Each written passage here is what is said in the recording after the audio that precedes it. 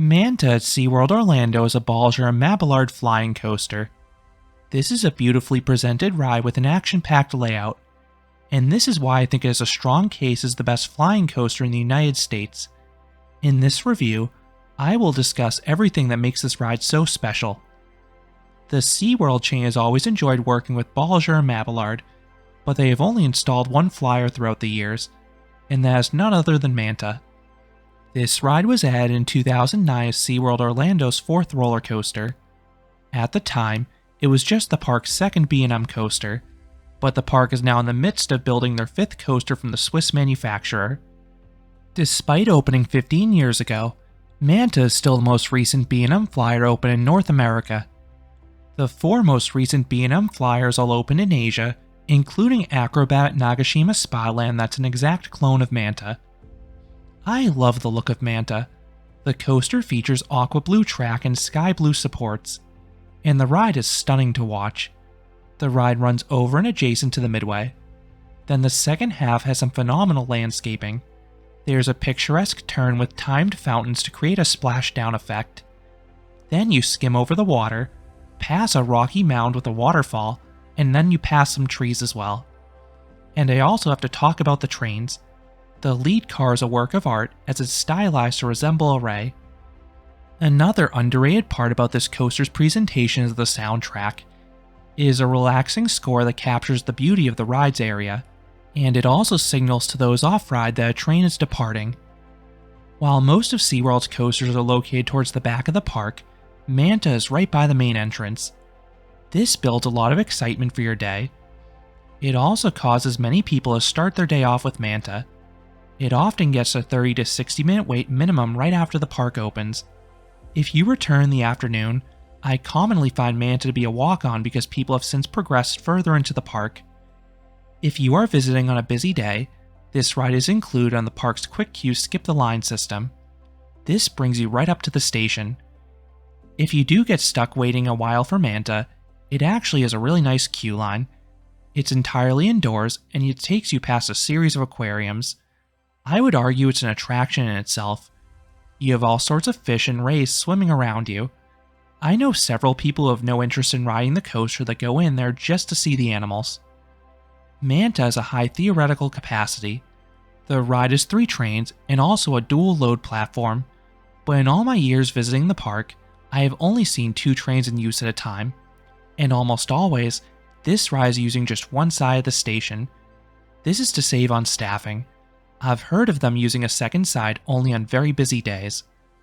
Unfortunately, this ride in reality is probably the least efficient major coaster at SeaWorld.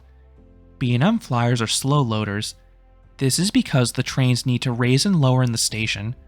If they're only using one platform, there's a decent chance you'll get stuck on the brake run for a minute or two after you ride, which is not the most comfortable sensation. The trains themselves are snug but fine. You have an over-the-shoulder harness with a vest component. This keeps your upper body in place. Then there are ankle restraints that surround your legs to prevent them from falling out. As for seat selection, I find Manta to be a back row ride. I find the whip and positive G's noticeably better back there. The front does have the advantage of the unobstructed view, which is always a plus on a flyer, so if you get the opportunity, try both of them out. Once checked, the trains enter the flying position and you move forwards. You then climb the 140-foot or 43-meter tall lift hill. In front of you, you can fittingly see the Stingray Lagoon. But I think the view is more impressive if you look down. There's no catwalk beneath you, so you're staring directly at the pavement underneath you. It's a pretty freaky visual. Now, this also makes evacuations in this coaster complex. They're rare, but they have to happen sometimes. I've seen how they do it in person with a sliding platform as they release each row one at a time. Once at the top, you have a large swooping drop to the right. If you're in the back, the twist is very snappy. It feels like you're being thrown outwards. And then you start getting hit with good positive G's. These intensify as you plummet. And then everyone, no matter where you're sitting, gets great positive G's in the pullout. As forceful as that is, it is child's play compared to what comes next, the pretzel loop. As with most B&M flyers, this is far and away the most intense part of the ride. It is basically an upside down loop. As you're pulled downwards, you get extremely strong and sustained positive Gs. You feel extremely heavy lying on your back. It is a super disorienting maneuver too. You then pop upwards and have a high bank turn. It offers a brief reprieve from the forces while offering a nice view. Most recently, it offers an overview of the construction site for Penguin Trek.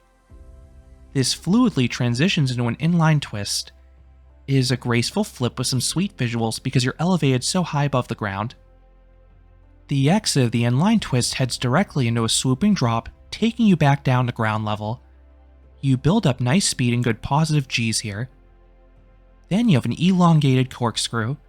It's not too fast, but I think the drawn-out nature works to its advantage because it perfectly embodies the sensation of flight. But if you're in the back row, you will get some whip as you snap out of it. You then jump upwards into a mid-course brake run. Those up front will get a tiny pop of airtime here. The mid-course will slow the train down a bit, but not too much. Then you have a straight drop back down to ground level.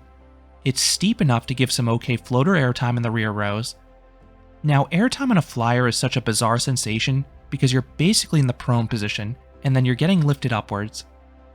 The second half is a series of near misses with the landscaping. It is a beautiful finale. This compensates for the ride's loss of speed.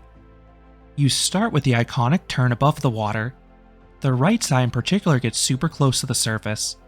Then you also may get lightly hit by those fountains. This is followed by another turn. This one takes you past that aforementioned waterfall, and it's possible riders will get lightly misted. Then comes the fourth and final inversion, another inline twist. This is a graceful flip, but as with the corkscrew, the back row is sort of whipped out of it at the end. Immediately afterwards, there's one more turn towards the brakes. It gets really close to the trees, and the turn has some solid Gs to it. You then hit the final brake run.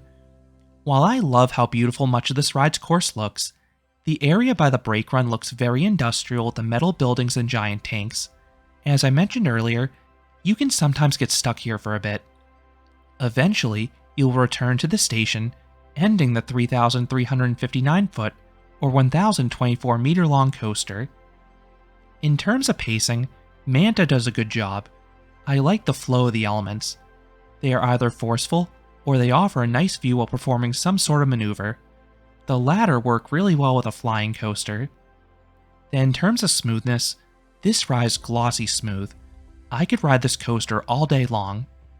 So what would I rate Manta? I would give this flyer a 9 out of 10. This is a fantastic coaster. The layout is well integrated into the park and its surroundings. Those visuals make the experience so blissful. Then the ride has some exciting drops and inversions, most notably that uber intense pretzel loop towards the start. This is neck and neck with Tatsu at Six Flags Magic Mountain for my favorite flying coaster in the United States. I think Manta is the more complete ride, but I think I have to give the slight edge to Tatsu for the absurd power in that ginormous pretzel loop, and also the sheer sensation of height. It really is a shame more flyers have not been built because they are inherently fun rides.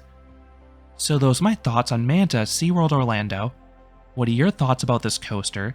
How does it compare to the other flying coasters for you? Let me know down in the comments.